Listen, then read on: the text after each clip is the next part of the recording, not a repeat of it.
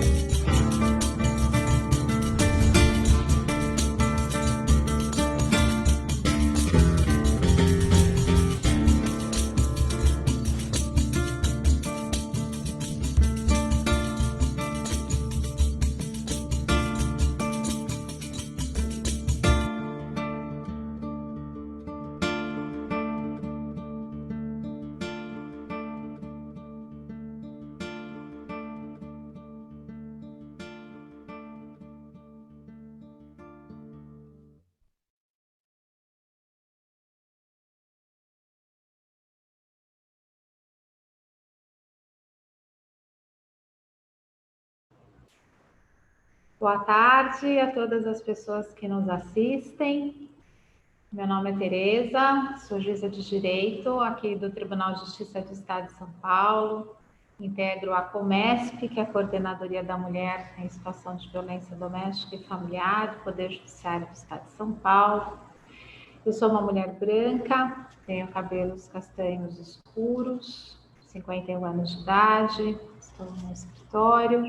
Tenho ao meu fundo uma parede cinza, um quadro branco com alguns detalhes em marrom. Estou usando uma blusa rosa com detalhes em branco e rosa um pouquinho mais escuro. Eu vou fazer hoje aqui com vocês a mediação dessa mesa, nesse 14º encontro do Fórum Nacional, no Fórum Brasileiro de Segurança Pública. E o nome dessa mesa é Violência contra Meninas e Mulheres e a pandemia da Covid-19.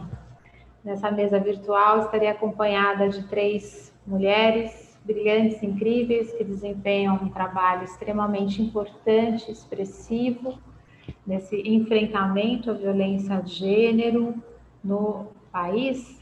Doutora Jamila Ferrari, que é delegada de polícia e coordenadora das delegacias de polícia de defesa da mulher do Estado de São Paulo. A Juliana Lemes da Cruz, que ela é cabo da Polícia Militar de Minas Gerais, doutoranda em Política Social pela Universidade Federal Fluminense e coordenadora do projeto Mulher Livre de Violência. e a doutora Maísa Félix Ribeiro de Araújo. Ela é delegada da Polícia Civil da Paraíba, coordenadora das delegacias especializadas de atendimento à mulher do estado da Paraíba. Nós teremos a fala das 3 expositoras, de 10 a 15 minutos de início, vou fazer uma pergunta, depois nós retomaremos para debates, interação entre as participantes e todas as pessoas que nos escutam. Eu vou fazer aqui o controle do tempo, avisarei depois de passados 10 minutos do início da fala, 1 minuto novamente antes, sendo necessário, o encerramento. Vou passar primeiro a palavra para a doutora Jamila, depois para a Juliana e depois para a Maísa, e já faço uma primeira pergunta. Essa primeira pergunta será respondida pelas nossas 3 participantes e expositoras. Então, agora iniciando com a doutora Jamila, e a pergunta é a mesma para as 3. A violência de gênero é uma pandemia assim reconhecida, um problema que tem graves consequências, não somente para as pessoas que diretamente estão envolvidas naquela específica situação de violência, mas também para toda a sociedade, para toda a comunidade. Sabemos que a pandemia da Covid-19 não é a causa ou o fundamento da violência, mas certamente trouxe inúmeros desafios em uma situação que já era grave, já era um sério problema, uma situação que exige uma complexa solução, lembrando sempre que não há resposta simples para problemas complexos, por mais tentadora que seja essa intenção. E aí vai a pergunta: qual a visão de vocês sobre os efeitos da pandemia na violência de gênero, de que forma impactou a violência e quais as iniciativas que vocês tiveram a partir dessa percepção, né, desse elenco de prioridades e as estratégias que vocês estabeleceram para o enfrentamento dessa situação. Doutora Jamila, então, está com a palavra. Boa tarde, doutora Tereza, as colegas Maísa e Juliana e a todas as pessoas que estão ouvindo e assistindo a gente nessa tarde. É uma honra e um prazer poder participar desse encontro tão importante em que discutimos e falamos sobre segurança em todos os aspectos. Eu sou uma mulher branca, tenho cabelo castanho escuro, estou usando uma blusa verde. Atrás de mim eu tenho um mapa do estado de São Paulo com algumas cidades coloridas, né, de lilás, que são as cidades aqui no estado de São Paulo que tem DDM. Vamos começar. Realmente, a pandemia, né, da Covid chega no Brasil, né, o que a gente tem de percepção é que ela chega no Brasil em fevereiro, final de fevereiro. Mas nós, claro, né, como cidadãos e cidadãs globalizados, tínhamos a informação de que em outros países do mundo, até por conta da pandemia ter chegado, podemos dizer assim, antes, estava tendo movimentos de mostrar para a sociedade mundial e de seus respectivos países que as mulheres que estavam em isolamento social, mulheres e meninas que estavam em isolamento social, estavam sofrendo violência de gênero e estavam com dificuldade, por conta do isolamento social, de pedir ajuda, de ir atrás das possibilidades, de ir atrás de socorro. Por óbvio, não seria diferente no Brasil. Nós vivemos num dos países mais violentos do mundo para mulheres, né? Todo mundo aqui já deve ter ouvido falar que nós somos o 5º país que mais mata mulheres no mundo. Então, por que seria diferente aqui no Brasil e especificamente por que seria diferente no estado de São Paulo? Então, quando a pandemia chega aqui em São Paulo e aqui no Brasil como um todo, no final de fevereiro, nós da Polícia Civil já estávamos cientes e conscientes de que algo deveria ser feito. O que fizemos, então, efetivamente? O que, como instituição, ciente de que algo deveria ser feito, fizemos? O nosso delegado-geral, Dr. Rui, um homem muito sensível ao tema, né, da violência de gênero, autorizou, então, que a delegacia eletrônica, que era um serviço, uma ferramenta que já existia da Polícia Civil, desde o início dos anos 2000, ela existia para alguns poucos crimes, furto, acidente de trânsito, desaparecimento de pessoa, para algumas poucas situações. Ele autoriza, então, que a nossa delegacia eletrônica passasse a registrar ocorrências de violência contra a mulher, de violência de gênero. E aí cria-se, no âmbito da Polícia Civil do Estado de São Paulo, o que nós convencionamos a chamar de DDM Online. A DDM Online oficialmente passa a funcionar no dia 2 de abril de 2020.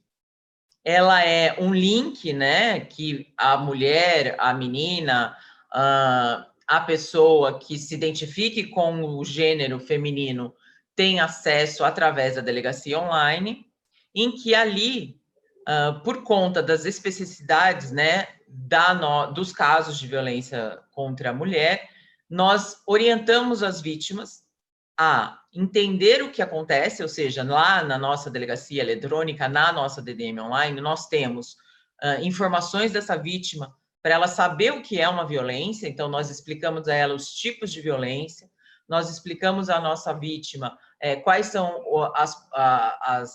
o que ela pode fazer diante de um caso, e nós permitimos a essa vítima que registre todos os fatos ou todos os crimes que ela possa vir a ter sido vítima através de qualquer dispositivo móvel. Então, ela pode usar o smartphone, ela pode usar um tablet, um notebook, um desktop, e ela registra ali com os seus dados, não precisa ter todos os dados ou todas as informações do agressor. Ela, inclusive, ali na DDM Online, ela consegue anexar fotos das lesões, ela consegue anexar prints de conversa ameaçadoras, xingamentos, eventuais documentos que sejam importantes, né, para a gente verificar a materialidade daquele crime que ela está relatando. Por óbvio, a gente não tem que exigir dessa vítima que ela saiba qual é o crime de que ela foi vítima, né, por óbvio, mas justamente porque nós precisávamos dar a essa vítima a proteção necessária diante do isolamento social e diante dessa pandemia, nós, então, criamos, né, junto com a possibilidade dessa vítima poder registrar o boletim de ocorrência eletronicamente, nós criamos uma central eletrônica, ou o que nós também, por ser chamado de DDM Online, nós criamos um espaço aqui na Delegacia Geral, aqui no prédio, né, daqui da Delegacia Geral do Estado de São Paulo, um espaço em que nós temos cerca de 50 policiais, delegadas, investigadoras, escrivãs, de várias carreiras policiais, em que essas policiais recepcionam o boletim de ocorrência, analisam o boletim de ocorrência para verificar qual é o crime que aconteceu com aquela mulher, validam esse BO, encaminham esse boletim de ocorrência, uma cópia desse BO no e-mail da vítima. Quando há lesão, encaminham também a requisição de exame de corpo de delito e orientam essa vítima a tudo o que ela deve fazer. Então, informam a ela, por exemplo, o endereço da delegacia mais próxima da sua residência, orientam essa vítima a, se estiver no momento de urgência, acionar a polícia militar. Nós também analisamos todos os históricos justamente para perceber qual é o grau de periculosidade que essa vítima está sofrendo, e muitas vezes nós, por termos essa equipe, né, 24 horas por dia, 7 dias da semana, nós verificamos muitas vezes casos urgentes que precisam da ação imediata. Nós temos casos, tanto aqui na cidade de São Paulo, como no interior, de acionamento das equipes operacionais, então, da Polícia Militar, do Garra, do GOI, justamente para se dirigirem imediatamente à casa dessas vítimas, porque analisamos aquele histórico e verificamos que precisava de uma ação imediata. Nós já tivemos alguns casos de flagrante delito, porque a vítima, por exemplo, um caso específico, a vítima estava em cárcere privado, a polícia, o Garra aqui de São Paulo, chega na residência e consegue prender o agressor.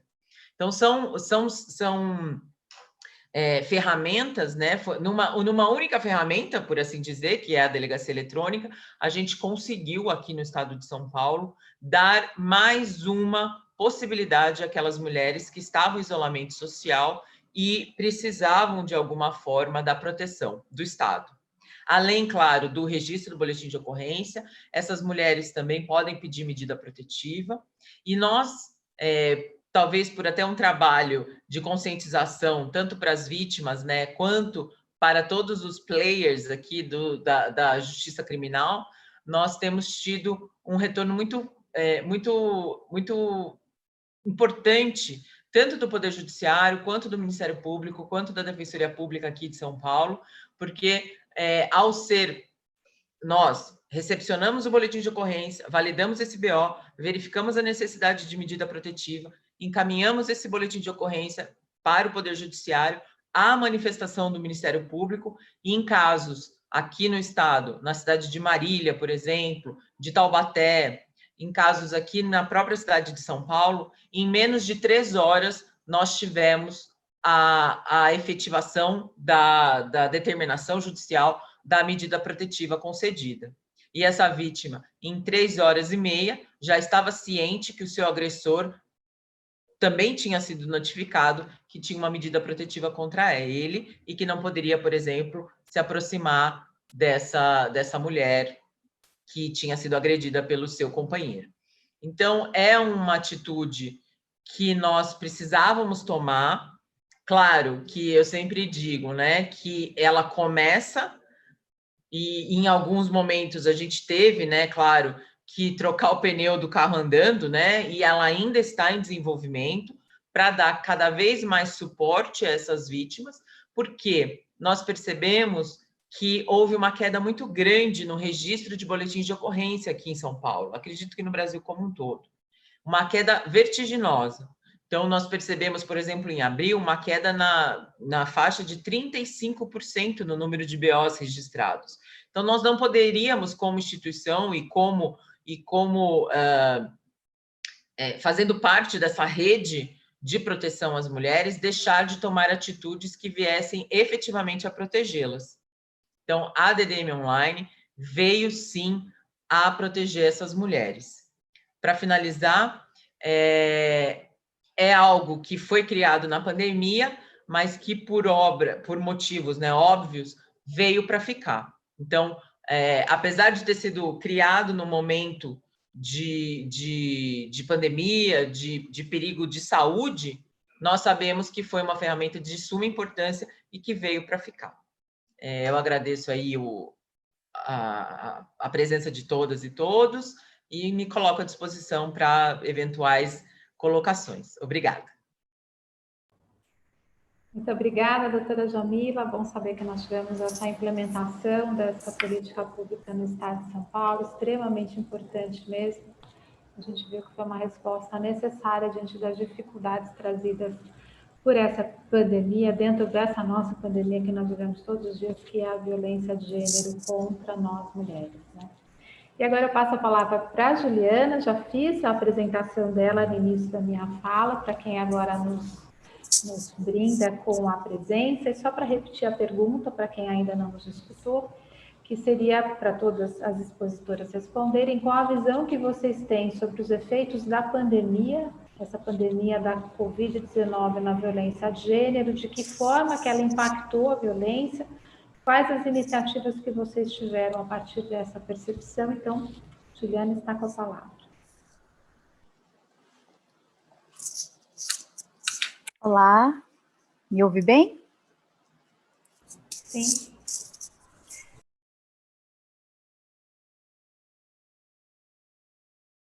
Juliana, você está com o microfone desligado, ele estava desligado. E agora? Agora sim. Me ouve bem? Sim, qualquer coisa eu te aviso, pode deixar. Olá, boa tarde. Como a doutora Tereza já apresentou, eu sou a Juliana. Eu estou cabo da Polícia Militar há alguns anos, na corporação, há 10 anos, pelo menos. E hoje eu venho aqui apresentar uma proposta, um trabalho que a gente desenvolve aqui no interior de Minas Gerais, no nordeste de Minas Gerais, com mulheres e meninas em situação de violência e mulheres e meninas que são conexões para outras mulheres que vivem situações de violência. Eu sou negra de pele clara, meu cabelo é crespo, amarelado, com reflexos, minha blusa é preta, e ao fundo da sala que eu estou, tem um mapa do Vale do Mucuri, no nordeste de Minas Gerais, um mapa colorido, e eu estou no ambiente da Universidade Federal aqui de Teófilo-Otoni, no ambiente de cor clara. Eu venho apresentar, eu não sei se o Caio vai conseguir colocar para mim o conteúdo. Isso, obrigada, Caio. Eu apresento o nosso portfólio, que é algo bem sucinto sobre o trabalho, porque eu acredito que as imagens também podem nos possibilita uma visão melhor sobre o trabalho. O interior de Minas, especificamente onde eu estou, a gente tem algumas dificuldades, assim como outras partes do Brasil. A gente sabe que os centros urbanos, né, os grandes centros urbanos, são as referências para as pessoas em geral, porque tem uma densidade populacional diferente, muito maior, mas no interior, eu falo do lugar que eu estou, no interior, a gente percebe que essas mulheres e meninas, né, em situação de violência ou que passam por algum episódio violento, elas têm uma dificuldade de acessar os serviços públicos pela ausência deles. E é nesses espaços, é a partir dessa realidade que eu venho apresentar para todos e todas essa nossa experiência que a gente motivou aqui, né? Ela partiu de uma iniciativa de policiais militares aqui do 19º Batalhão, em Teófilo-Otoni, de um trabalho que foi iniciado, institucional, da Polícia Militar, que é a Patrulha de Prevenção à Violência Doméstica, que foi criada no âmbito do Estado de Minas, mas esse projeto, em particular, ele foi criado como paralelo a essa iniciativa institucional, que é a PPVD. O projeto MLV, ele nasceu em 2016, com o apoio de uma associação que é vinculada à Polícia Militar, que é a Associação Feminina de Assistência Social e Cultura, a AFAS, e a partir daí a gente criou pernas e lastro aqui na nossa região, com o apoio de um grupo de pesquisa da Universidade Federal aqui da nossa região. A Polícia Militar, a AFAS, a Universidade Federal e parceiros voluntários, além de associações comunitárias, são os nossos eixos aqui, são os nossos pilares para a gente continuar caminhando. O projeto, pode passar, Caio? O projeto, ele abrange hoje um grupo específico que a gente criou no âmbito do projeto, que é um pouco maior.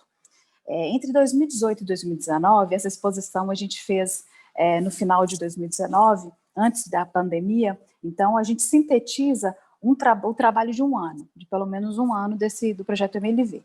A gente abrange aí 45 meninas e mulheres, e de idades variadas, de 12 a 90 anos. E a gente atinge ali famílias, as famílias envolvidas é cerca de 152 famílias. Pode passar, Caio.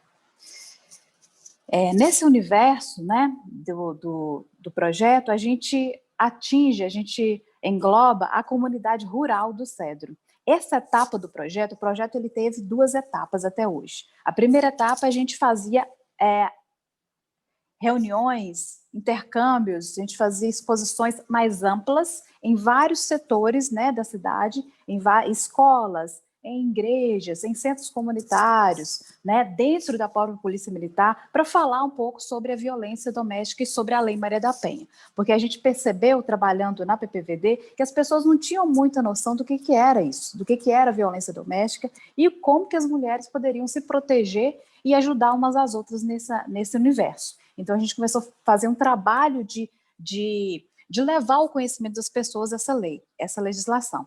Na segunda etapa, que a gente foi por um trabalho de campo, né, um trabalho de base com essas mulheres e meninas e partindo aí da comunidade rural do Cedro. Pode passar, vai. A gente tem um apoio de uma equipe, né, que é multidisciplinar, vários parceiros, e apoios, né, significativos da AFAS, da Universidade Federal e da reitoria, da pró-reitoria da universidade. Pode passar, Caio, para adiantar.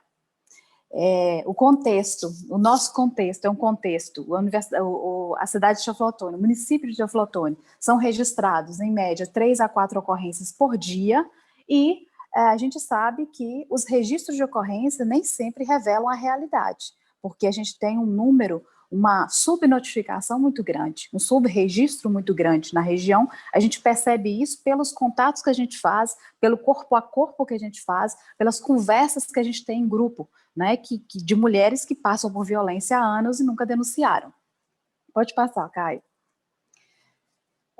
A gente percebeu um problema também relacionado ao histórico cultural, ao histórico sociocultural desse território, que é também um reflexo do histórico sociocultural de outros lugares do nosso país, especialmente as cidades do interior, onde as mulheres estão extremamente silenciadas, e são silenciadas pelo universo em que vivem, né? Pelo local em que pisam, que faz com que as mulheres elas fiquem muito mais reprimidas e muito mais tolhidas nos seus direitos, às vezes elas nem conhecem seus direitos, e com mais dificuldade de acessar os mecanismos que tem no Estado, disponíveis pelo Estado. Pode passar.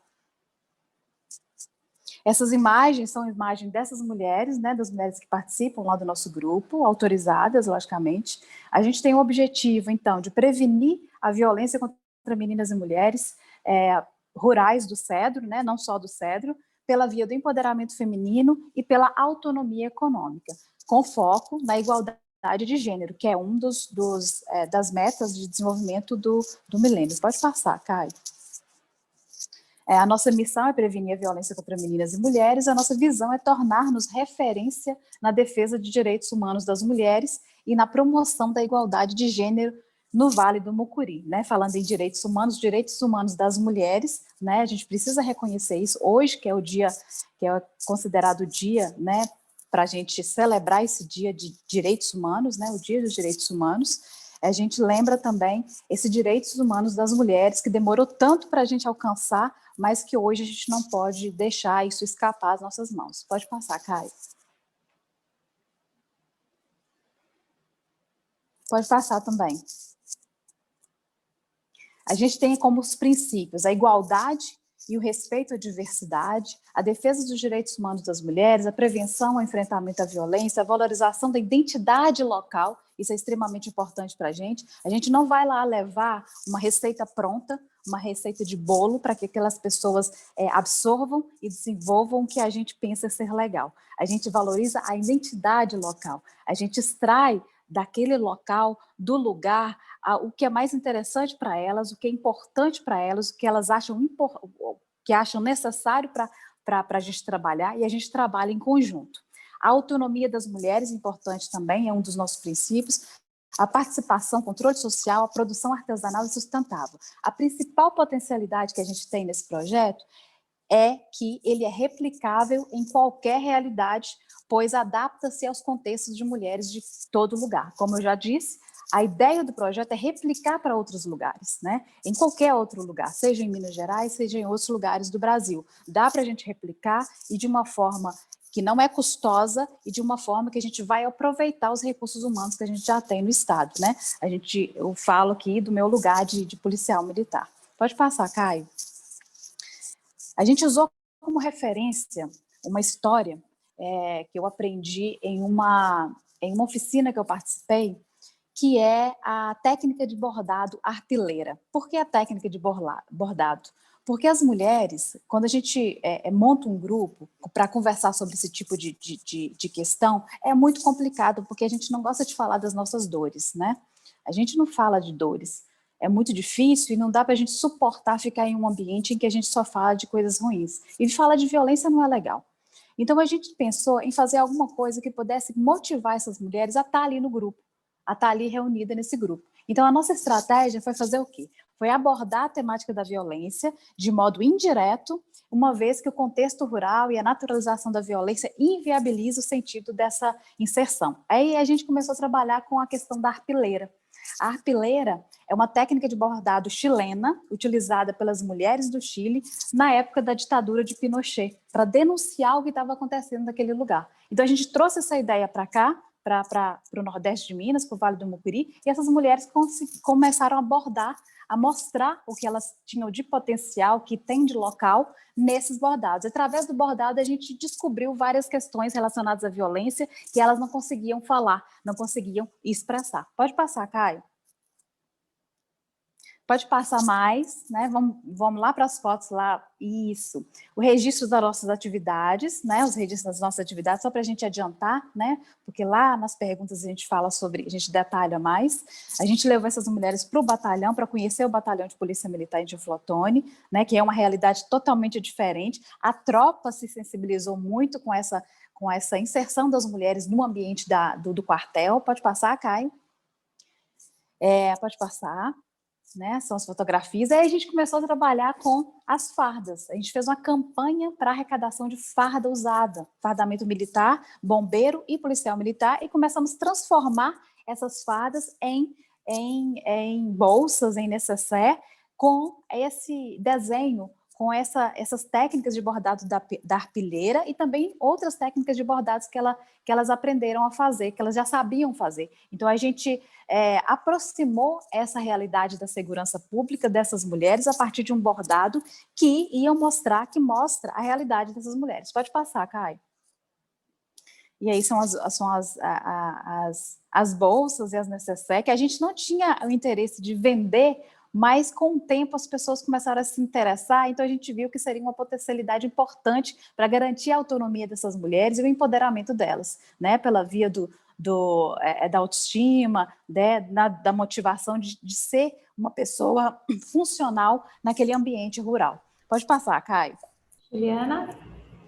Estou terminando. Pode ir passando, que aí eu vou finalizar. Isso. Essas são fotos, né? O nosso prêmio que a gente recebeu em 2019 do Fórum Brasileiro, selo de práticas inovadoras, pode passar.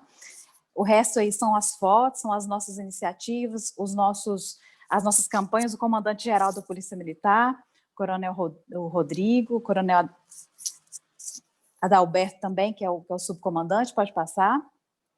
E aí, pode ir passando até o final, Caio. Então, essas imagens mostram o que a gente vem fazendo após, né, depois que a pandemia, esses são os parceiros. Depois que a pandemia chegou, né, junto, aí nesse ano, a gente criou outras estratégias, que aí seria a nossa resposta daqui a pouco, conforme a orientação da doutora Tereza. Obrigada, gente. Obrigada, Juliana, pelas importantes contribuições. É muito bom saber dessa iniciativa, né? Mulher livre de violência, e mais uma vez congregando e compreendendo, né, que a violência de gênero, o enfrentamento dela, que é um problema extremamente complexo, que a gente tem que fazer sobre diferentes pontos de vista e matizes, e esse projeto de vocês congrega todas essas questões, extremamente importantes.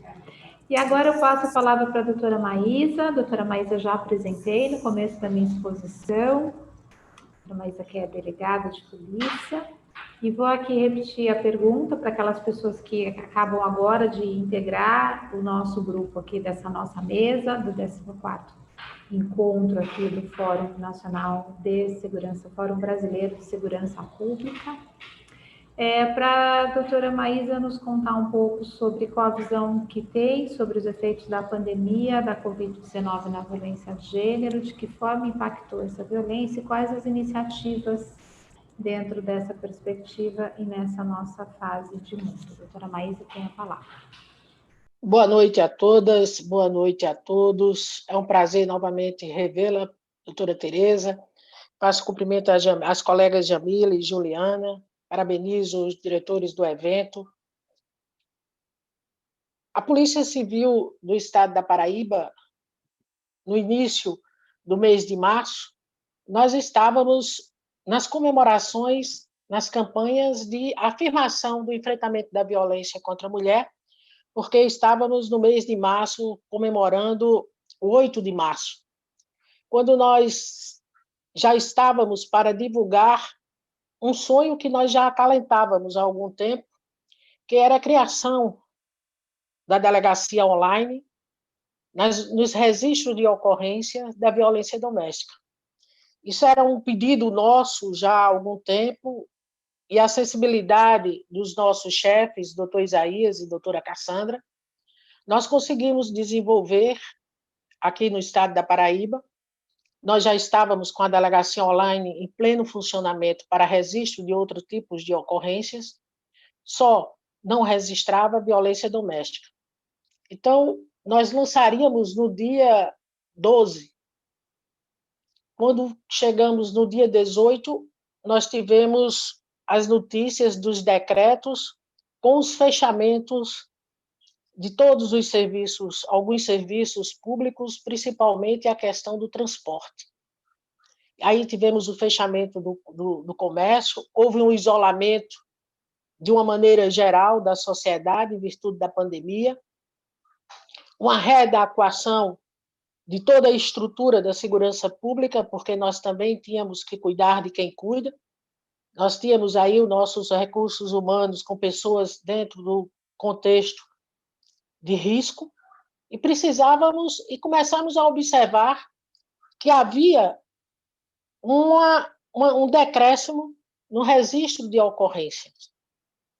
Nós que estávamos com 10, 15, às vezes 10, 12 flagrantes aqui na capital, nós tivemos uma diminuição. E essa diminuição ela começou a ficar mais forte, mais evidente, no registro de ocorrências, e nós lançamos a delegacia online para o registro das ocorrências de violência doméstica, no dia 18 de março. Colocamos para todo o estado da Paraíba. A pessoa teria acesso à delegacia online, através de tablet, computador, todo tipo de comunicação, ela podia ter acesso. Ao fazer esse acesso, ela fazia o registro do BO. Esse BO, de imediato, ele vai para a coordenação. Nós é que somos a responsável, temos a responsabilidade para homologar o BO, encaminhamos através de e-mail para a vítima. Nós percebemos que houve um acréscimo, uma procura com relação aos registros de ocorrências. Paralelamente a isso, nós percebemos que nós estávamos com a divulgação da delegacia online, nós atingiríamos um público, aquele público que tem smartphone, aquele público que tem computador, que tinha um pacote de internet. Mas aquelas mulheres que nós não conseguíamos atingir. Então, os serviços de segurança pública, em nenhum momento nós paramos. Nós não interrompemos nossos serviços, nossas atividades presenciais. Nós redobramos os cuidados, não é? Mas continuamos com atendimento presencial e com a delegacia online. Nós começamos a desenvolver também um serviço que aqui no estado da Paraíba nós já fazemos, nós já realizamos. E com essa pandemia foi que ele precisou ser ainda mais eficaz, que é o trabalho em rede. E aí a delegacia online entra como um dos instrumentos que a Polícia Civil desenvolveu, entra a REANCAV, a rede de atendimento, porque nós precisaríamos mais do que nunca do trabalho em rede com todas as instituições. Não adiantaria nós termos só a delegacia online se o Ministério Público não participasse, se o Poder Judiciário não participasse, se não houvesse a participação efetiva da Secretaria da Mulher, dos movimentos sociais, do grande trabalho que a imprensa desenvolveu nesse período de pandemia, porque nós precisávamos divulgar os serviços.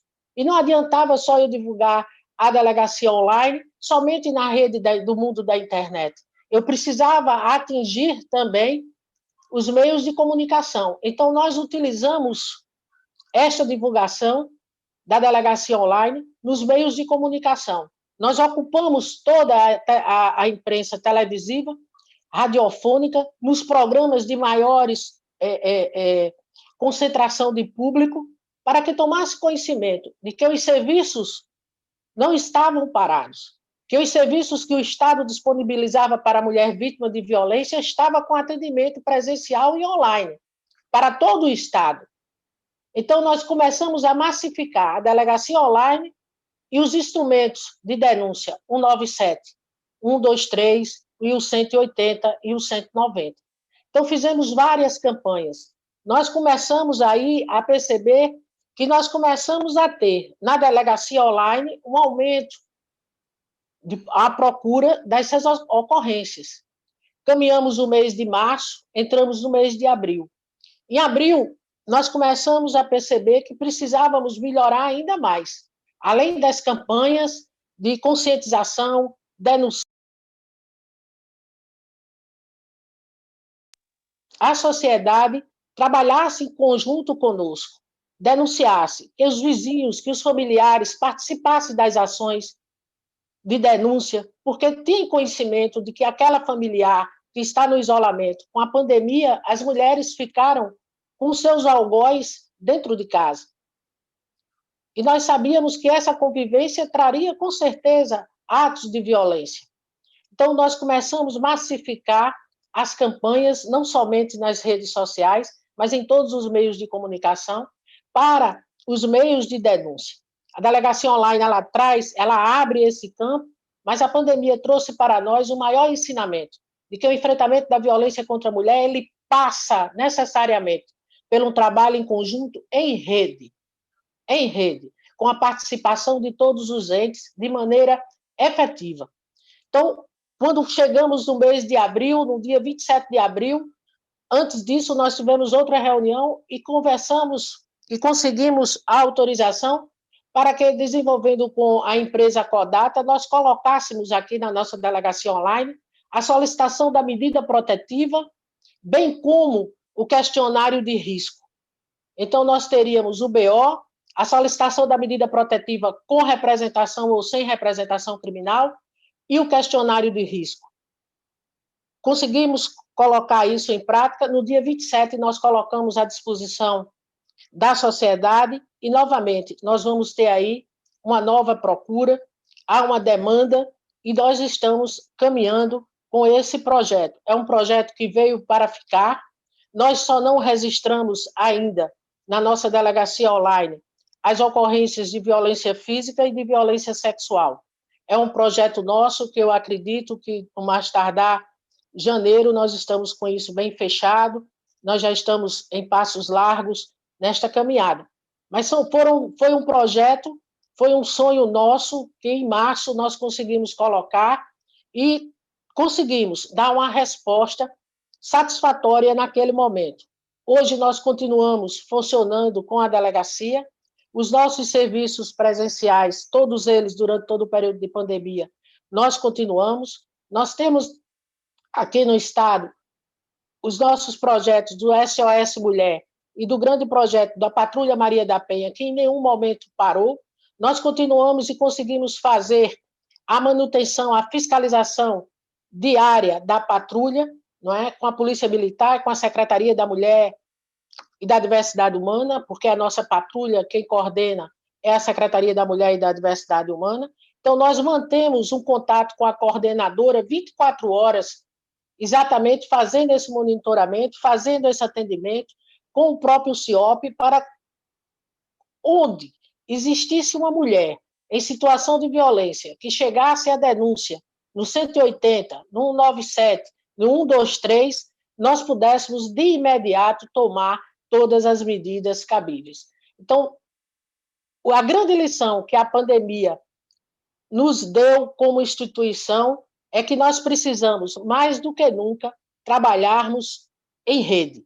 E aí, quando nós chegamos no mês de junho, isso veio março, abril, maio, junho, em junho nós percebemos que nós também tínhamos que cuidar de quem cuida. Nós precisaríamos aumentar, melhorar a qualificação dos nossos funcionários, dos nossos policiais, do nosso conjunto de segurança pública.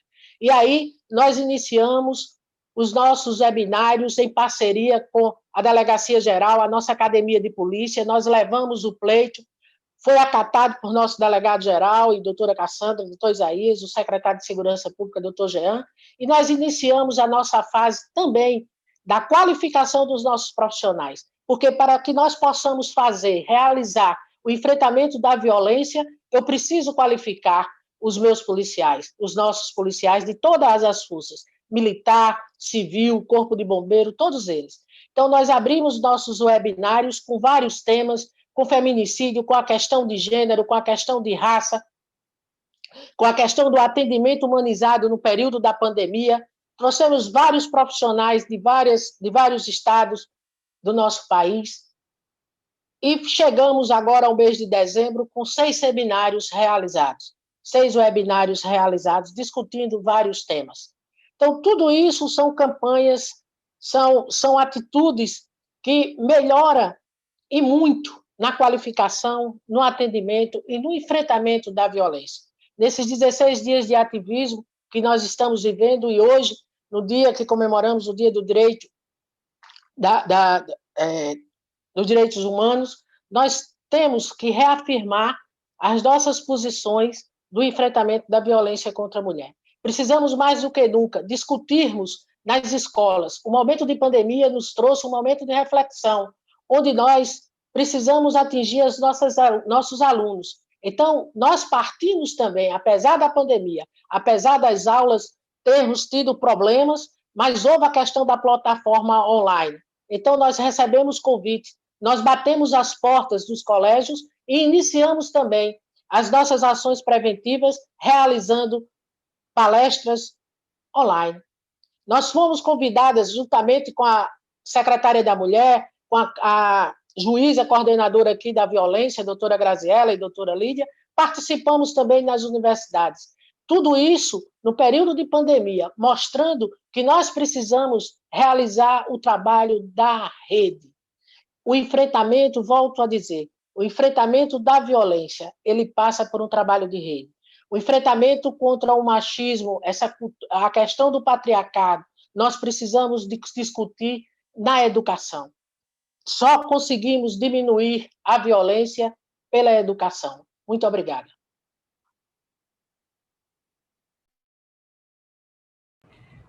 Obrigada, doutora Maísa, importantes contribuições, trazendo aí reflexões extremamente necessárias, né? A gente precisa, sim, pensar na educação como forma de enfrentamento à violência de gênero, a interlocução com a rede, esses projetos todos trazendo essa aproximação e essa atuação conjunta, que é efetivamente que nós precisamos para o enfrentamento desse problema complexo, que é essa pandemia, né? A nossa pandemia da violência de gênero, esse que é um problema grave que nos toma toda a sociedade, mundialmente também.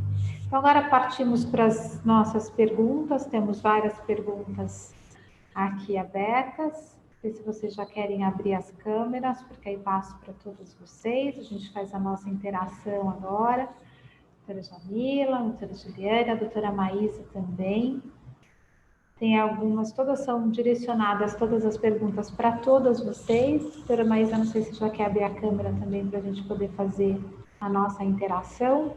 E a gente tem uma que eu vou sintetizar sobre a questão de crianças e adolescentes, né? Grande parte de vítimas de violência de gênero são crianças, né? São os nossos adolescentes. Durante a pandemia, a gente teve o fechamento das escolas, né? Então, o fechamento das escolas, a gente sabe que as escolas, assim como o serviço de saúde, também a segurança pública, são as grandes portas de entrada da violência, e isso, obviamente, trouxe inúmeros desafios, né, que se essas notificações de violência não puderam chegar a partir das escolas por conta do fechamento em razão da pandemia, como é que a gente fez? Então, essa é a pergunta, né?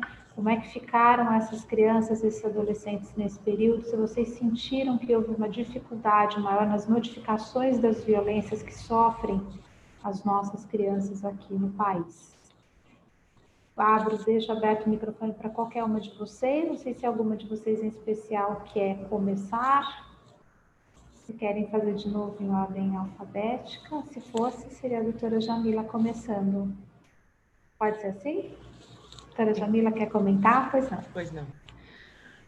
Realmente, né? A gente verifica, inclusive, até considerando o número de registros, né, dos últimos meses nas nossas estatísticas, uma queda muito grande, como eu disse, tanto das ocorrências de violência de gênero, né, seja física, moral, psicológica, quanto também a violência sexual. Então, há uma queda da violência sexual, principalmente dos registros de estupro com relação às mulheres, vamos dizer assim, mulheres maiores de 18 anos, e há uma queda bem grande também dos registros de estupro de vulnerável.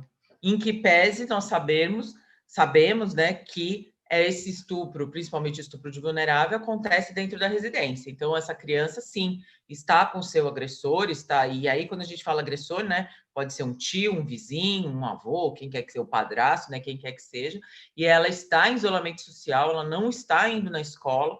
Esse trabalho em rede, como muito bem dito pela doutora Maísa, é algo essencial, e muitas vezes a gente fala de rede, e como estamos num Fórum Brasileiro de Segurança Pública, a gente imagina que a rede é só polícia, judiciário, Ministério Público, mas a rede ela é muito maior, né? Ela envolve a educação, que, ao meu ver, em que pese a necessidade de fechar as escolas, porque nós sabemos que estamos numa emergência médica, né, por assim dizer, de alguma forma nós tivemos essa queda de registros, e isso nos preocupa muito.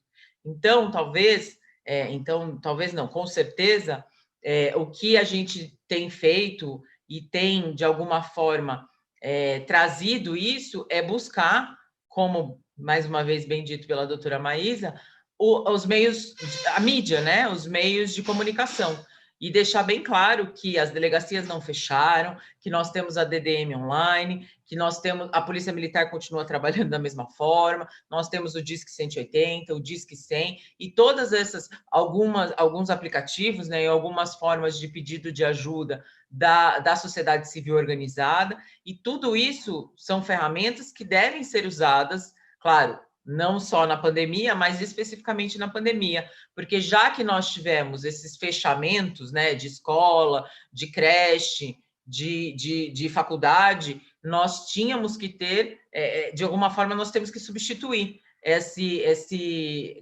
denúncias.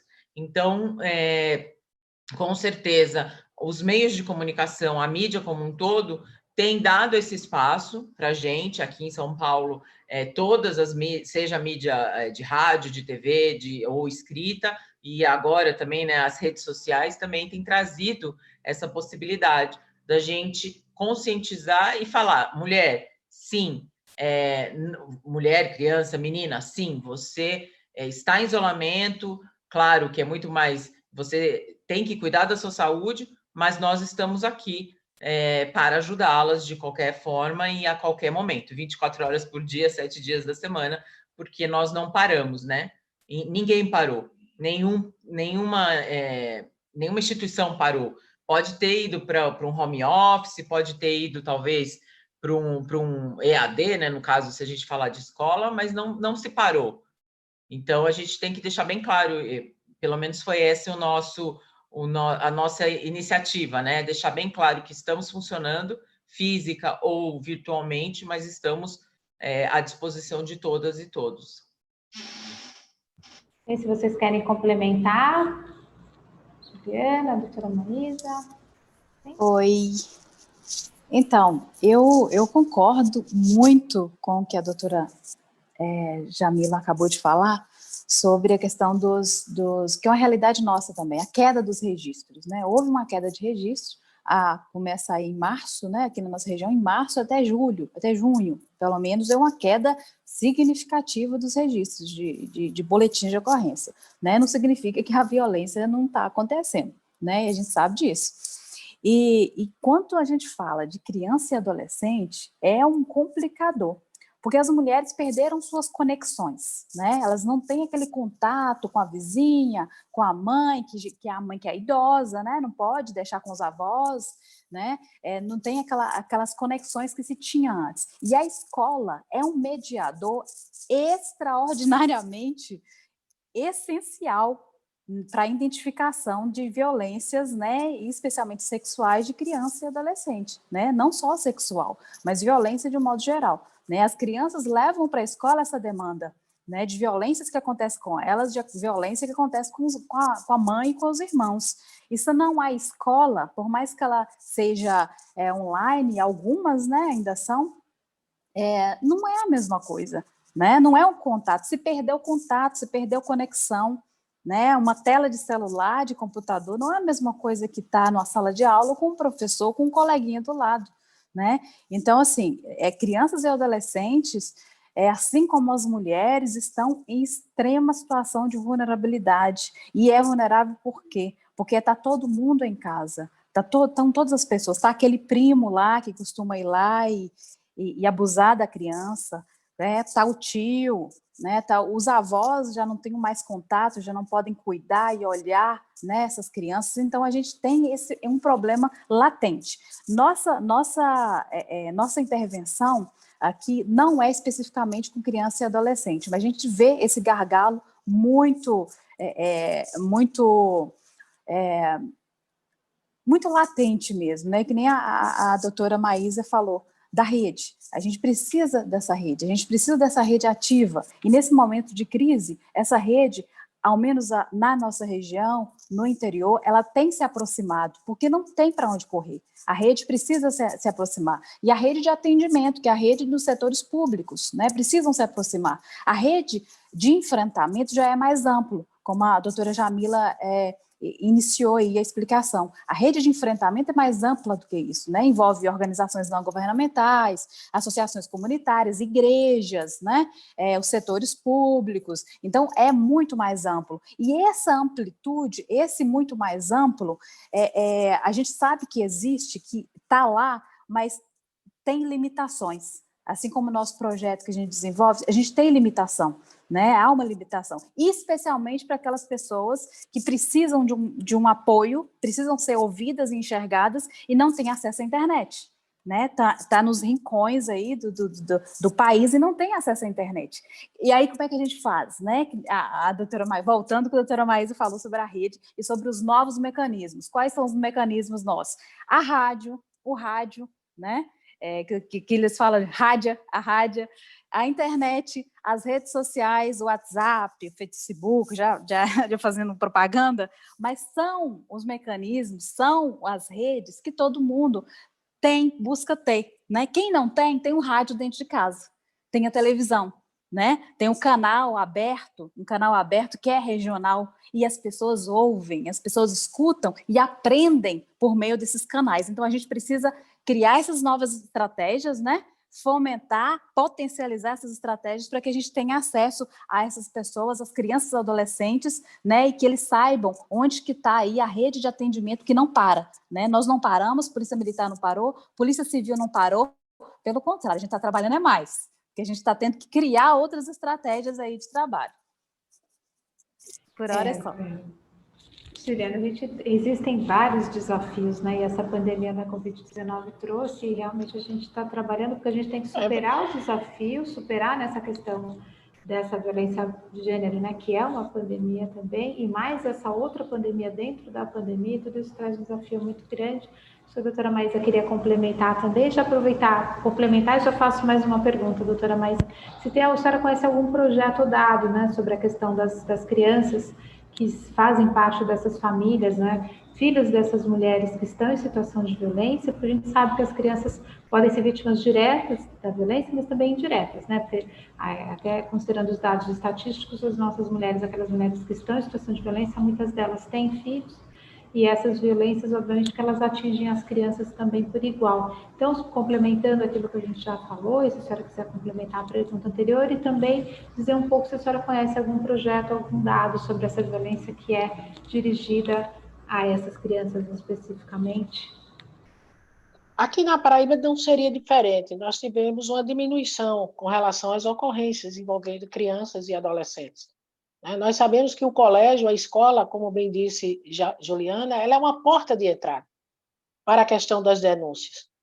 Nós sabemos que ali os professores, com a sensibilidade que conseguem desenvolver, conseguem criar com essa criança esse vínculo de confiança, e a criança muitas vezes denuncia a violência, o abuso que sofre dentro das suas casas. Nós tivemos uma diminuição, né, dos registros de ocorrências. Nós temos aqui também uma rede de criança e adolescente, a REDEX, que funciona aqui com a REANCAV.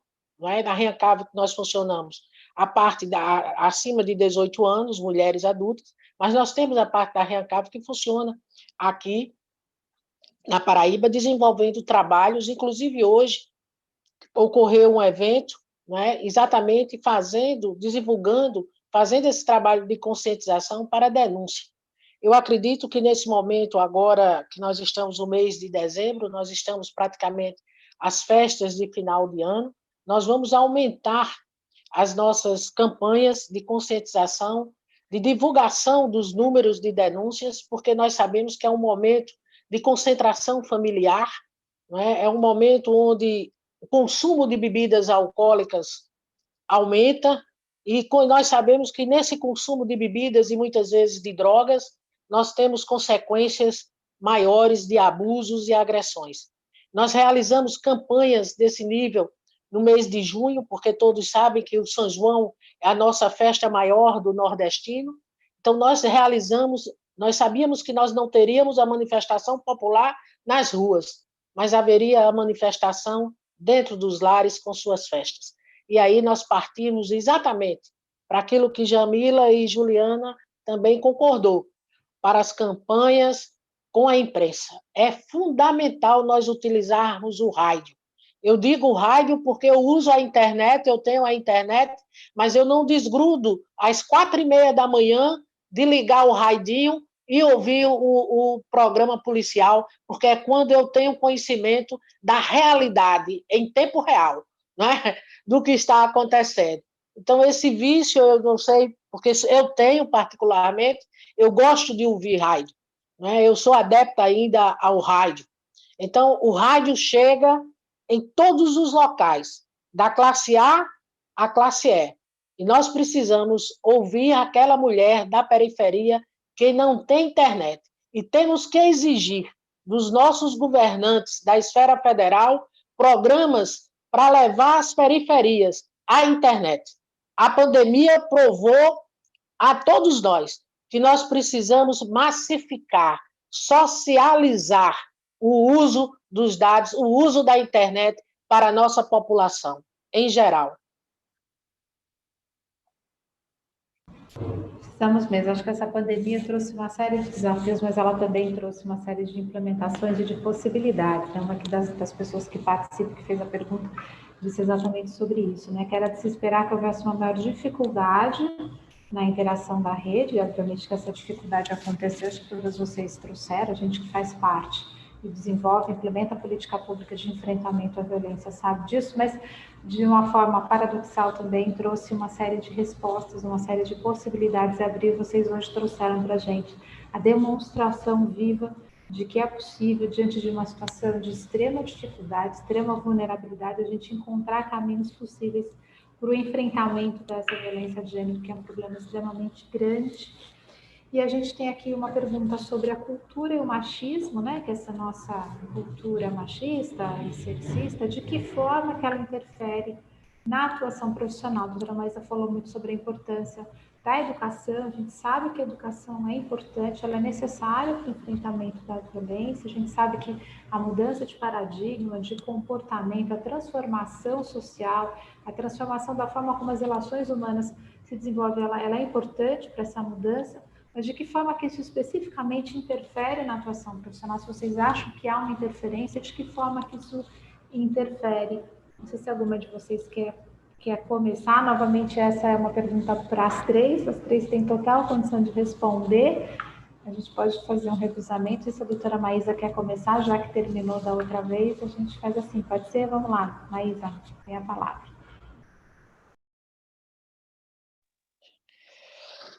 O machismo, a cultura patriarcal, ela interfere profissionalmente, com certeza. Por isso que é tão importante a qualificação profissional, os debates, levarmos para, eu vou falar no nosso público. Por exemplo, eu sou um exemplo vivo. Nós temos uma cultura machista, fomos educadas numa cultura machista. Passamos por uma formação policial num período de redemocratização do país. Então, nós precisamos e tivemos essa oportunidade de frequentarmos cursos, de quebrarmos os muros e construirmos pontes. Quando nós começamos a segurança pública, no programa Paraíba Unida pela Paz, no caso aqui da Paraíba, a utilizar de que nós, policiais, temos que ter uma polícia cidadã, abrimos os muros da nossa academia de polícia e levamos para a nossa academia de polícia a discussão sem medo com os movimentos sociais. nós crescemos. Quando nós passamos a discutir gênero com os nossos policiais da nossa formação, nós crescemos. Quando nós começamos a discutir a diversidade com a polícia, quando nós passamos a ter atendimento das mulheres trans nas DEANs sem medo, para isso foi uma quebra de paradigmas. E nós quebramos isso todos os dias. Então, quando é fundamental, doutora Tereza, essa formação policial. Nós precisamos construir pontes dentro da polícia. Nós não podemos ter medo de discutir qualquer assunto. Raça, gênero, religião, o feminicídio. Passamos a cobrar dos nossos policiais para que ele tivesse uma visão geral de mortes de mulheres. Ele não podia ir para o local de crime só olhar aquele corpo daquela mulher mutilado e dizer aqui é um homicídio qualificado e ponto. Ele teria que abrir a sensibilidade. Como é que nós conseguimos abrir isso? Com debates. Levando conhecimento. Ele pode até não concordar, mas ele vai ter conhecimento de outras teorias. A discussão de gênero, a violência de gênero, ela tem que ser discutida em todos os patamares, inclusive no Poder Judiciário. O que o CNJ fez agora, nessa última decisão, levando a questão de gênero, tem que ser aplaudida, e isso vai refletir em toda a esfera, em toda a cadeia da segurança pública. Cadeia da segurança pública. No Ministério Público, no Poder Judiciário, na polícia, vai ter na polícia militar. Então, quando nós discutimos nos nossos webinários a questão de gênero e levamos a discussão de raça, e levamos para esse seminário uma pessoa dos movimentos populares, doutora, isso é a maior quebra de paradigmas. Porque eu tenho que abrir as portas. Eu não posso ter a minha instituição com medo da sociedade se nós somos parte dessa sociedade. Então, nós, policiais, não podemos ter medo de discutir direitos humanos, porque nós somos a expressão maior dos direitos humanos quando nós cuidamos da vida dos nossos semelhantes. Nós damos a nossa vida nas nossas operações, muitas vezes. Então, nós temos que ser essa porta de entrada e nós temos que conversar. Eu tenho que levar a doutora Tereza Cabral à nossa academia e ela falar de direitos humanos. Eu tenho que levar a doutora Andréa Mello e ela falar de direitos humanos. Eu tenho que levar a Ana Sabadelli e falar de direitos humanos. Eu tenho que levar a Alice Bianchini e ela falar de direitos humanos, de violência doméstica, de violência de gênero, porque nós precisamos quebrar os nossos medos e construir pontes. E aí nós diminuímos a cultura patriarcal, esse machismo que ainda bate às nossas portas. Porque nós mulheres, nós delegadas, nós policiais militares, bombeiros, civil, mulheres, temos problemas nas nossas instituições. Nós precisamos ir para a cadeia de comando, porque nós ainda não temos esse espaço. E isso é uma questão machista dentro das nossas instituições. Nós ocupamos muitos cargos, mas nós não temos o comando geral. Então, nós precisamos também falar sobre isso. O Poder Judiciário já fala, o Ministério Público já fala. Então, nós também precisamos, como polícia, a nível geral, em todas as instituições. Exatamente, doutora Maísa falou com grande propriedade. Precisamos falar de direitos humanos e todas as instituições têm que fazer esse tipo de abordagem. A gente quer, de alguma forma, quebrar essa cultura, quebrar essa estrutura, que não é fácil. A gente sabe que tem inúmeros desafios, né? Mas eu também acredito que a partir da cultura, a partir da educação, que a gente consegue fazer a transformação. A gente tem aqui mais 15, no máximo 20 minutinhos de mesa, infelizmente, passa rápido. Eu já vi que a Juliana quer complementar a fala da doutora Maísa, depois poderia até passar para a doutora Jamília. A gente tem mais uma pergunta que eu acho que é importante, se já quiserem começar a pensar sobre ela, além da Juliana complementar o que a Maísa disse, que é sobre a violência psicológica, né? Que a gente tem um grande desafio, por isso que eu fiz questão de fazer todas as perguntas, são importantes, são extremamente interessantes chegando. Não vai dar tempo de fazermos todas elas, mas falasse um pouquinho sobre a violência psicológica, né? Como é que a gente faz essa demonstração? A gente sabe que ela está tão presente na nossa realidade. Então, Juliana tem a palavra. Eu quero concordar com a doutora Maísa, que a gente quebra esse paradigma todo dia. Todo dia a gente tem que bater o martelo, a gente tem que ficar ali resistente, né? E quanto a essa questão do machismo, né? Infelizmente, a gente ainda enfrenta, né, certas resistências, uma vez que nossas profissões, né, nossos lugares, né, de atuação são lugares extremamente masculinizados, né? Isso não é de hoje. Nós entramos muito depois dos homens. Os homens ocuparam esse espaço primeiro. Então, a gente está ocupando agora. Então, é muito complicado para a gente, mas a gente vai chegando e vai se apropriando desse lugar, né? E um lugar de fala que é nosso também, né? Quando a gente fala de violência, né? De violência contra as mulheres, parece dentro das instituições, fica às vezes soando como se não fosse uma questão da instituição, porque ela é em Minas, pelo menos 90% masculina, né? Mas é um lugar de fala do homem também. O homem precisa ter esse lugar de fala dele e entender que a violência de gênero, a violência contra as mulheres especificamente, diz respeito a ele também. Não dá para falar de mulher, de enfrentamento à violência contra as mulheres, sem falar dos homens. Não dá para a gente pensar isso sem falar dos homens, da incorporação dos homens nessa luta também. E isso eu já faço um gancho com a questão, com a intervenção aí do CNJ, né? O quanto que foi importante as últimas medidas. Parece que a gente tem um contato com um juiz bem aproximado aqui, com o magistrado daqui da comarca, e parece que o primeiro treinamento, primeira capacitação voltada especificamente para a violência contra as mulheres está acontecendo agora em 2020, né? E que é extremamente importante, já dá resultado aqui na nossa região, que é esse apoio aí, que é essa intervenção do CNJ e que reflete em toda a cadeia de garantia de direito dessas mulheres, né? Então, a gente não pode deixar de sinalizar isso, que as instituições, os comandos, né? Os nomes, né? de decisão, né, dos comandos, que ainda não são mulheres, apesar da gente ser a maioria da população brasileira, não são as mulheres que estão na ponta, né, que estão lá no ápice, né? As mulheres às vezes estão na ponta, mas não estão lá no comando, mas chegam, aos poucos vão chegando. E essa relação que se tem de todos os comandos, isso reflete diretamente lá na ponta da linha, no policial, no investigador que está trabalhando na ponta da linha, no policial militar que está trabalhando na ponta da linha, na tropa, né, no nosso recurso humano, porque o recurso humano é o reflexo do comando, é o reflexo de quem está comandando. Então, essa abertura, né, do comando para esse tipo de entendimento é importante para quem está lá na ponta da linha, que tem como no seu superior uma referência dentro da corporação. Então, isso é importante.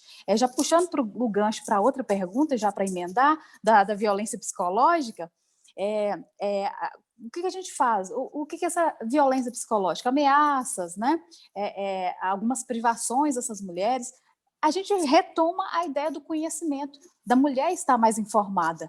E a gente precisa da mídia, a gente precisa do rádio, precisa da televisão para mostrar isso. Porque a mulher ela precisa ter essa apropriação, ela precisa se apropriar do que é direito dela, do que é a violência, do que não é violência, do que ela tem que barrar, do que ela tem que botar um limite, que as mulheres precisam botar um limite em algumas questões, para que elas se sintam empoderadas e consigam vencer essa violência psicológica, porque ela fica enfraquecida, chega um momento que ela fica enfraquecida de tal forma que ela não consegue reagir. E é nesse momento que a rede ela precisa atuar, que a família precisa atuar, que um amigo, que essa rede de mulheres, essa conexão precisa ser mais ativa. Então, para finalizar, a ideia é fortalecer a rede, e a rede de mulheres local, comunitária, e a rede de enfrentamento mais ampla de instituições, né? Para não me delongar muito. Obrigada. Doutora Jamila, não sei se quer complementar, e também já passo para aproveitar que faça as considerações finais, que nós temos poucos minutos aqui, já estamos quase ultrapassando. De forma bem breve. Temos que mudar paradigmas, com certeza. Aqui em São Paulo, que a gente fala de um estado extremamente populoso, grande, maior até que muitos países do mundo, nós somos menos de 20% nas forças, na Polícia Civil.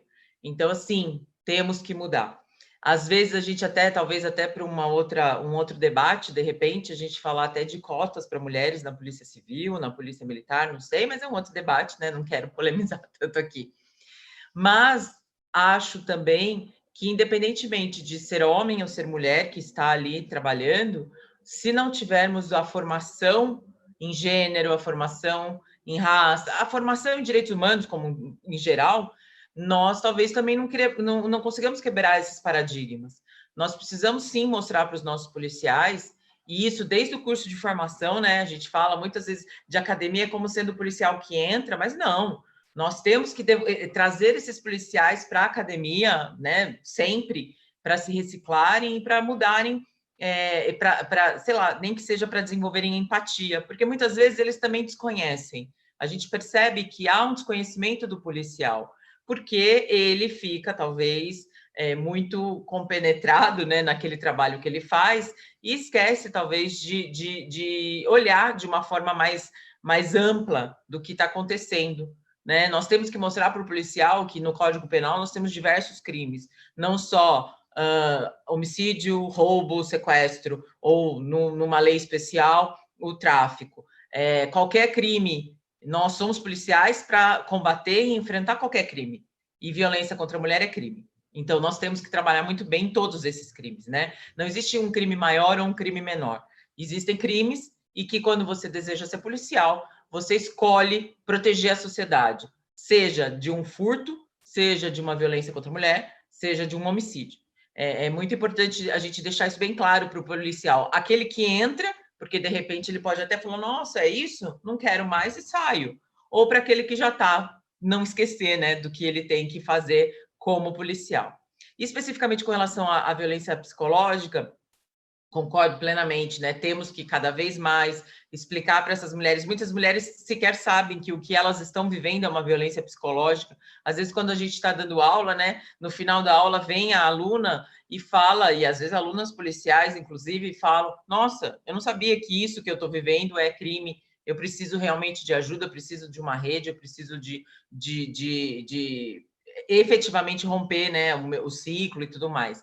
Mas nós também temos que sensibilizar mais uma vez os nossos policiais para que quando essa vítima chegue e relate, né, algo que a gente talvez não consiga imediatamente, como fala, colocar no Código Penal, né? Então, não sei se isso é ameaça, o que será que é isso, o que será aquilo, mas que aquele policial entenda que essa é uma violência, sim, e que ela deve ser, de alguma forma, registrada e deve ser dada à mulher todas as possibilidades para ela conseguir efetivamente romper o ciclo e ser protegida. Então, também é como diz, né, uma via de duas mãos. O policial também tem que entender que existe a violência psicológica e que isso deve ser cuidado e deve ser é tão importante como qualquer, mais uma vez, como qualquer outro crime contra a mulher, né? O crime contra a mulher, às vezes as pessoas acham que é só aquele que deixa marca, mas como disse a Juliana, às vezes é muito pior aquele que vem da violência psicológica, porque vai minando e vai acabando com a autoestima da mulher, e aí é muito mais difícil de você ajudá-la a romper e a sair daquela violência. E para terminar, eu agradeço, foi uma tarde muito rápida, acho que a gente podia estar aqui muito mais tempo, mas é uma honra estar ao lado da doutora Tereza, da Juliana, da doutora Maísa. É um prazer conhecê-las, mesmo que virtualmente, né, Juliana e Maísa. A doutora Tereza já conhece há um tempo, mas mais uma vez estamos juntas, mesmo que virtualmente. Eu acho que foi algo que trouxe para mim, como profissional, me tornou uma profissional melhor. Eu agradeço profundamente, espero e coloco à disposição aqui na Polícia Civil do Estado de São Paulo. Eu coordeno as DDMs e estou à disposição de todas e todos para o que precisar e para trocar ideia e para aprender e para melhorar sempre. Muito obrigada. Doutora Jamila, aqui eu já passo para demais fazer as considerações finais. A gente ainda tem que dar os 5 minutinhos depois para a Alessandra, né, do Revelando Ideias, para apresentar a facilitação gráfica nossa, que só me pediram, que acho super importante, já passo já. Doutora Jamila, mas a gente está aqui exatamente para quebrar paradigmas, né? Por isso que falar de cotas é uma necessidade, né? Até porque a gente está falando em diversidade, a gente tem que quebrar várias, a gente está quebrando algumas, porque não todas, e é um desafio muito grande nosso também. Tem uma antropóloga que eu gosto muito disso, que a gente tem que saber identificar o nosso ponto cego, é muito difícil conseguir fazer esse enfrentamento da violência de gênero, porque isso requer que a gente olhe para dentro de nós mesmas, para que a gente possa internamente conseguir fazer, porque se nós estamos todos imersos nesse caldo sexista, racista, LGBTQIA+, fóbico, enfim, são vários desafios que são postos e colocados mesmo. Passo, então, para a Juliana as considerações finais. Juliana, você tem uns 30 segundinhos, 1 minutinho no máximo, depois passo para a Maísa, e aí, finalmente, para a Alexandra. Tá bom, muito obrigada, gostei muito desse momento, adorei conhecê-las, né, doutora Tereza, doutora Maísa, doutora Jamila. Doutora Maísa eu já conheço do selo de práticas inovadoras do ano passado, foi um momento rico mesmo, muito bacana, passou muito rápido, e estou aí à disposição de quem quiser saber mais do projeto, de quem puder contribuir com a gente também com ideias novas, né, a gente continuar aí numa rede, articulada, uma rede virtual, e é importante a gente estar sempre em conexão. Muito obrigada, obrigada ao Fórum pelo convite, e mais uma vez é uma satisfação imensa estar aqui participando com vocês. Obrigada. Isa. Mais uma vez, obrigada pela oportunidade, doutora Tereza, doutora Jamila, doutora Juliana. Obrigada, gratidão, foi um prazer imenso passar essa tarde, esses momentos com vocês, bebendo, né, da sabedoria, da experiência. Gratidão a todas vocês. E vou aqui só fazer um registro. A violência psicológica é a mãe de todas as violências contra a mulher. Ela tira aquilo que nós temos de melhor, que é a nossa autoestima. É quando o agressor consegue nos destruir como seres humanos. Então, é importante demais nós termos nos nossos serviços as equipes multidisciplinares, porque são equipes que vão dar àquela mulher, no momento em que ela chega com sua autoestima arrasada, o fortalecimento, para que ela possa, naquele momento que adentra as DEANs, ter a certeza do que ela pode fazer, do que ela quer fazer, se quer ou não tomar algumas medidas. Esse fortalecimento da sua autoestima naquele momento é muito importante para nós, que somos policiais, que trabalhamos no enfrentamento da violência. Gratidão a todas as pessoas do evento, a toda a equipe técnica que estão por trás das câmeras, vamos assim dizer. Obrigada a todos vocês. Gratidão. Eu que agradeço também a oportunidade de participar, ser chamada para fazer a mediação de uma mesa tão seleta. Vocês são mulheres que nos orgulham a todas, a sociedade, as instituições, prova viva de que a gente pode sim fazer esse enfrentamento da violência de gênero e também de que nós precisamos umas das outras, né? Instituições, pessoas, sociedade, comunidade, que é um problema complexo, que demanda essa interdisciplinaridade, interseccionalidade, compreendendo todos os grandes, enormes desafios que não são postos nesse momento de enfrentamento. Então, passo aqui a palavra, acho que para a Alessandra, do Revelando Ideias, vai apresentar aqui a facilitação gráfica do evento, e acho que depois eu imagino que eu retome a palavra para enfim, me despedir de todos e todas vocês. Pois não, Alessandra? Olá, pessoal, tudo bom? Obrigada pela oportunidade de mostrar o trabalho. Só estou aqui tentando compartilhar a imagem, tá? Só um minutinho.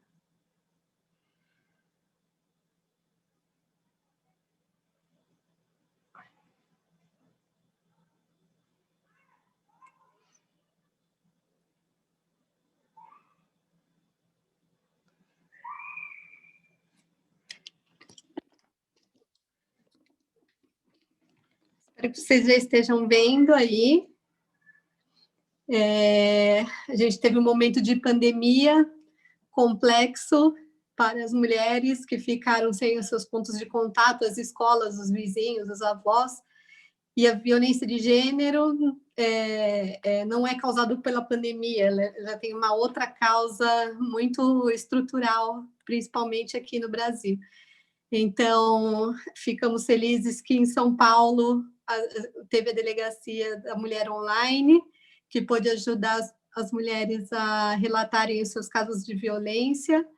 Tem a Mulher Livre de Violência em Minas Gerais, em Teófilo Otoni, e que faz uma coisa super bonita, que é a valorização da identidade local e a fala das mulheres através de recursos, porque elas não conseguem falar por causa do reflexo do histórico cultural, e a Polícia Militar, associada à Universidade Federal e outras associações, conseguiu fazer esse projeto super bonito.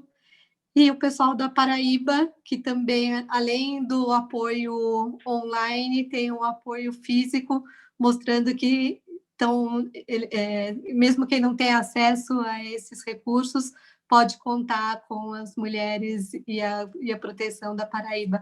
É tudo um trabalho em rede, e essa rede precisa ser fomentada, e o machismo só vai poder ser enfrentado com a educação. A gente precisa falar sobre isso nas escolas. Bom, Alessandra, foi lindo, super importante o registro para sempre. E com isso eu me despeço nesse 14º encontro do Fórum Brasileiro de Segurança Pública. Agradeço a oportunidade de fala, um abraço carinhoso a todas vocês, muito bom poder reencontrar algumas e estar na mesma oportunidade de Juliana, que eu já tinha ouvido muito falar de nome. Beijo carinhoso, bom final de tarde, que estejamos sempre juntas nesse enfrentamento à violência de gêneros.